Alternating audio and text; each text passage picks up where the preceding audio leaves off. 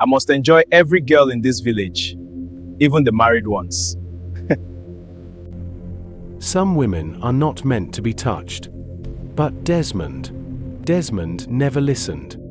In a village where secrets slept behind closed doors and shame was buried beneath silence, Desmond was the storm no one could stop. He had been with almost every woman. Married, unmarried, forbidden. And nothing ever happened to him. No sickness, no curse, no consequence. It was as if something protected him. Or worse, something was waiting. Until one night, he saw her, the girl with beads on her waist, that made no sound. Desmond was not always feared. At first, he was just charming. The kind of man who smiled with his eyes, who spoke softly, who made women feel seen. But charm can rot. What started as admiration turned into whispers, then into warnings, then into silence. Husbands avoided him, mothers warned their daughters, but still, doors kept opening Hold me for him. closer, my love. And the strange I am thing, right here with no you. one ever This caught him. feels so right. No one ever proved anything. It was like he moved in shadows, untouched by consequence. Some said he used charms. Others said, no, something bigger is protecting that boy. But the oldest woman in the village, Mama Eid, said something different. She said, men like him are not protected. They are being fattened. It happened on a market night. The village was alive with drums, laughter, and flickering lanterns. Desmond had already chosen his target, a young woman, new to the village.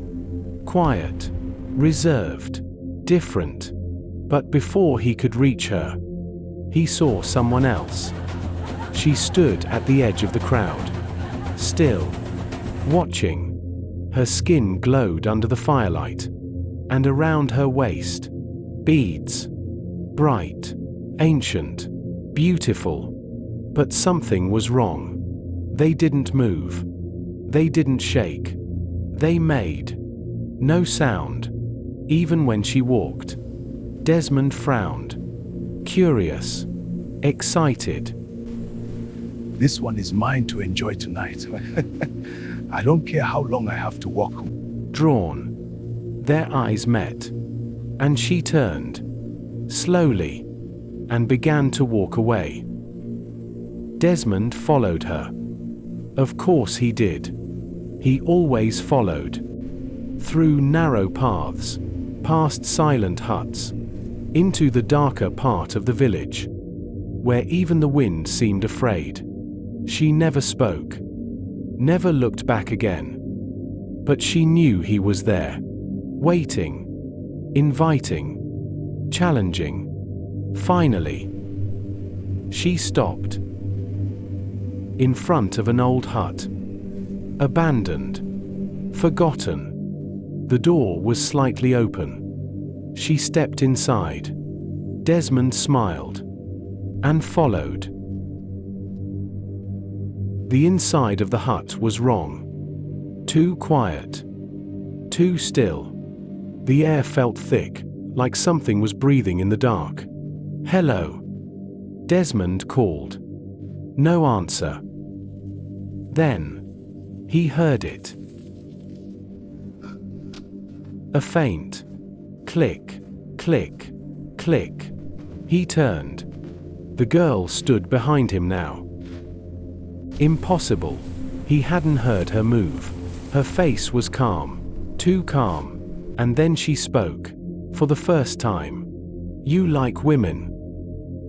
Her voice was soft, but it didn't sound human. Desmond chuckled. You're not different, he said. That was his mistake. The beads moved. Not like beads should. They twisted, shifted, crawled across her waist, like living things. Desmond stepped back. For the first time in his life, he felt fear. Real fear. What are you? He whispered. She smiled, and her eyes went completely dark. You have taken from many. Now, it is your turn. The door slammed shut. The room twisted. The air filled with the sound of beads. Loud now, deafening, like thousands of tiny bones clicking together. Desmond screamed, but no one heard. Because the hut was no longer in the village, the beads wrapped around him, not touching skin, but sinking into it, slowly, painfully, taking something deeper than flesh.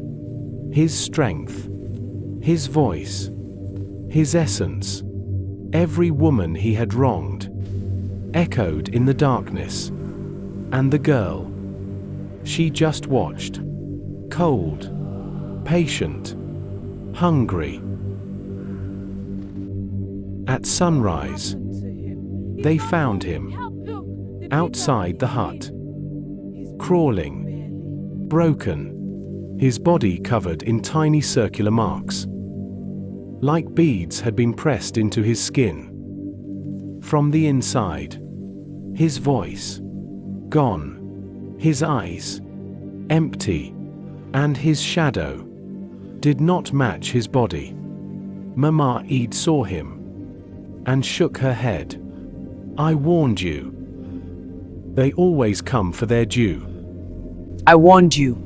They always come for their dues. The hut disappeared the next day, gone, like it was never there. But the stories remained. They say, on quiet nights, when the wind stops, you can hear it. Click, click, click. Beads. Moving in the dark. Searching. Waiting. For men who think they are untouchable.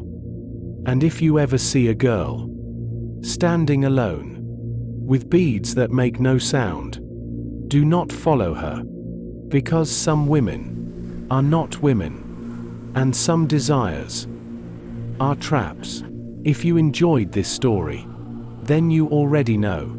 There are more like this waiting in the shadows. Subscribe, because the next story might be worse.